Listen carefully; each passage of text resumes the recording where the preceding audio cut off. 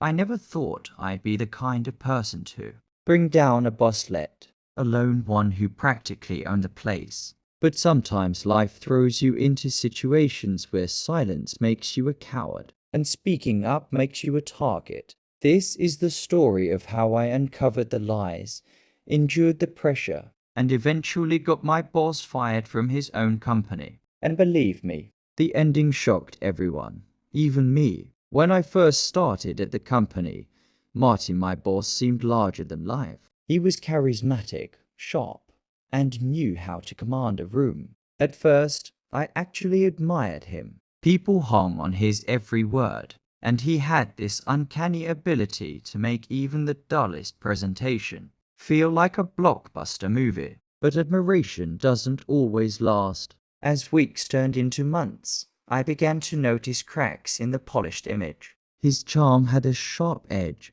Compliments were often laced with intimidation, and laughter quickly gave way to silence whenever he entered the room. To the outside world, Martin was a visionary leader.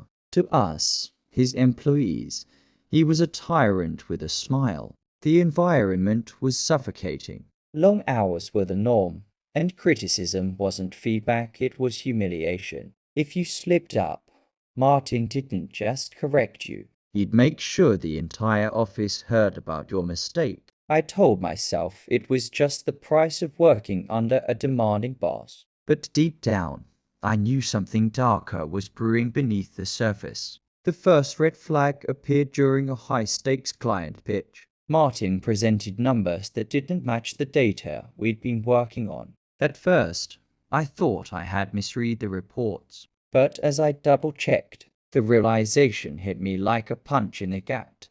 He had fabricated results. The clients applauded his presentation, dazzled by the inflated projections. But I knew the truth, and if those lies ever unraveled, it wouldn't just be Martin who looked bad, it would be all of us. Over time, this pattern repeated. Martin manipulated data, exaggerated achievements, and created an illusion of success. He pushed us to cut corners, demanding outcomes that were impossible without bending the rules. Anyone who questioned him was shut down or quietly reassigned. The breaking point for me came when Martin asked me to adjust a financial report. He didn't even bother to hide it. He handed me the file and said, "Make these numbers look better." You know what I mean. I remember staring at the spreadsheet, my stomach twisting. This wasn't a small mistake or a harmless tweak, this was fraud.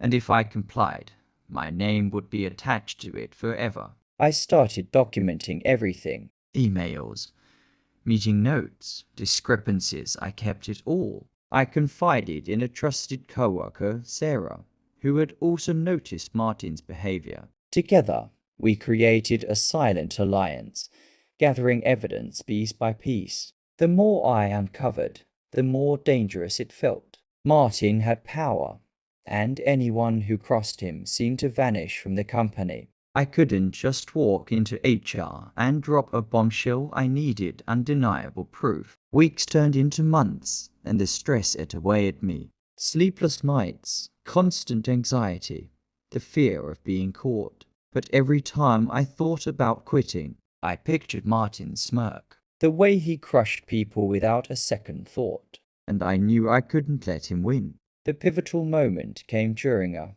quarterly review meeting with the board of directors. Martin, as usual, strutted in with glossy charts and grand promises. But this time, I was ready. As he boasted about record-breaking profits, I presented my own report quietly, calmly, backed by hard evidence. At first, the board members looked confused. Then, as the discrepancies became undeniable, their expressions shifted from curiosity to shock, and then to anger. Martin's face strained of color. He tried to dismiss my findings, accusing me of misunderstanding the data. But I had emails, original spreadsheets, and time-stamped records to back up every word. The room turned on him. The tension was electric. Martin raised his voice, his charm cracking under pressure. But the more he argued, the more desperate he sounded. I remember my hands shaking, my heart pounding so hard I thought it would drown out my voice. But I stood firm. This was my moment, the moment all the sleepless nights and hidden notes had led to. By the time the meeting ended, Martin was no longer the untouchable king of the office. He was exposed. Within days, an internal investigation confirmed everything. And just like that, the man who once controlled every corner of the company was escorted out of the building he once ruled. The aftermath was surreal. Co-workers whispered in the halls, half in shock, half in relief. Some were angry that it had taken so long. Others were simply grateful the nightmare was over. Management called me into several closed-door meetings, not to scold me, but to thank me. I had risked everything, but in doing so, I had protected the company from disaster. Sarah and I became something of a team legend. Though neither of us craved the spotlight, we just wanted to do our jobs without fear. And for the first time in years, the office felt lighter.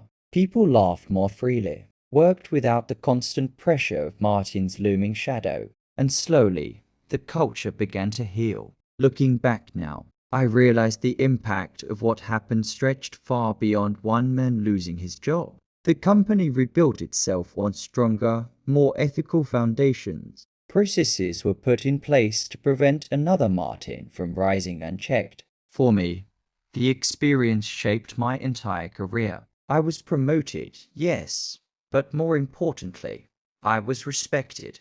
People saw me not as someone who betrayed a boss, but as someone who stood up for what was right when it mattered most. Martin's name faded from the industry, a cautionary tale whispered in boardrooms. But my story, it became a reminder to myself and others that courage is messy, terrifying, and lonely. But it changes things. I didn't just get my boss fired. I helped restore integrity to a place that had lost it. And if there's one lesson I carry with me, it's this: the truth may not always win quickly, but in the end, it always wins.